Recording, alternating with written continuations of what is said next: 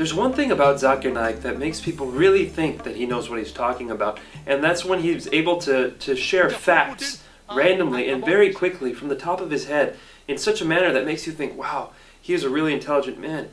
But a friend of mine sat down and went through a 5-minute talk of his once, and in that 5 minutes, he was able to make over 25 mistakes. Charles Darwin went on an island by the name of Calotropis. There is no such island as the Calotropis Islands anywhere. It was actually the Galapagos Islands that Darwin visited, where he found finches. And there he found birds pecking at niches. These finches do not peck at niches, as Naik says. They lived in separate ecological niches. Depending upon the ecological niches they pecked, the beak kept on becoming long and short. The differences Darwin observed between these finches were far more than simply beak length. They included differences in color, size, mating behavior, songs, and preferred food. This observation was made in the same species, not in different species. Darwin's observations of varying beaks were made on 14 different species of finches, not just one, as Dr. Naik claims. The beak length actually did not vary within the species. Charles Darwin wrote a letter to his friend Thomas Thomson. All of Darwin's published correspondence is printed and even available electronically online, and it contains no record of anyone named Thomas Thrompton. Charles Darwin himself said that there were missing links. He didn't agree with it. Darwin admitted that there were missing links, but that does not mean he disagreed with his own theory. He simply predicted where the missing links would be found. The reason is because that if you analyze the church was against science previously. The church was never against science. Almost all the great European scientists of Galileo's time, including Galileo, were devout Christians. People like Newton, Copernicus, Kepler, Boyle, Linnaeus, Pascal were all committed believers in the Bible. And you know the incidents that they sentenced Galileo to death. Galileo, a devout Catholic, was never sentenced to death.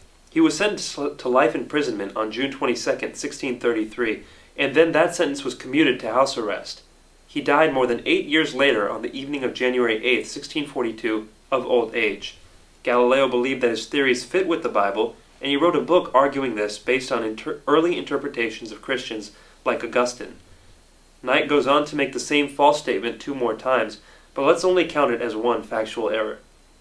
So all the scientists, most of them, they support the theory because it went against the Bible, not because it was true. Actually, most scientists did not support Darwin's theory for many years, and most of these same scientists revered the Bible. Basically, this account by Dr. Naik is a total fabrication. All the sages, you see, there were 4 hominids. Everything Dr. Naik says here is wrong. There is no such word as hominites. He must mean hominids. Science tells us today there are 4 hominids. There are not a mere 4 hominids. There are at least 14. First is Lucy, along with its guide, the Australopithecus. There is no such hominid as Dasnopithecus. Lucy was an Australopithecus afarensis, which died about 3.5 million years, the Ice Age. The Ice Age was not 3 1/3 million years ago. It was between 1.6 million years and 10,000 years ago. Then next came the Homo sapiens, who died about 500,000 years ago. Homo sapiens did not die out 500,000 years ago. You and I, and even Zakir Naik, are Homo sapiens. Then came the Neanderthal man. According to evolutionary theory, Neanderthal man was not on the direct line to modern man, but an Ice Age offshoot. The Neanderthal man, who died 100 to 40,000 years ago. Neanderthal man went extinct 30,000 years ago, not 100 to 40,000 years ago. Then came the 4th stage, the Cro-Magnon. Cro-Magnon man is the same thing as Homo sapiens, which Naik had mentioned as a different earlier species. There is no link at all between these stages.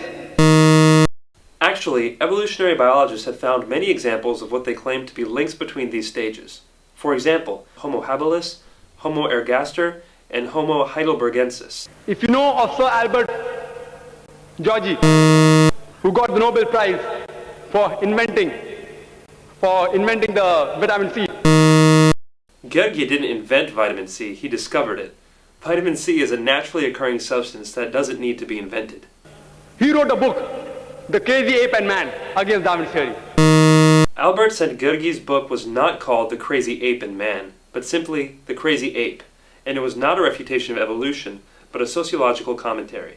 If you know about Rupert Stalbert, this person wrote a new theory of evolution against Darwin's theory. Who is Rupert Stalbert? I can find no trace of anybody with that name. From the apes. If you know of Sir Frank Salisbury, he was a biologist. Naik quotes one unknown person after another. Who is Sir Frank Salisbury? Again, vigorous searching can find no trace of anybody with that name. But to give Naik the benefit of the doubt, this will not be counted as a factual error. If you know about Whitemeat, Sir Whitemeat. Whitemeat? Who is Sir Whitemeat? For the fourth time, no trace can be found of anybody with this name. At lower levels, an amoeba, at lower species level, amoeba can change to paramecia. There is no such thing as paramecia. Perhaps he means paramecium. But the evolutionary change of an amoeba to a paramecium is far more dramatic biologically than the relatively small biological difference between apes and humans. According to Francis Crick, who's authority in this field, he said it is unimaginable. There is no such person as Francis Crick. Naik probably means Francis Crick, the co-discoverer of DNA. Francis Crick believes fully in evolution.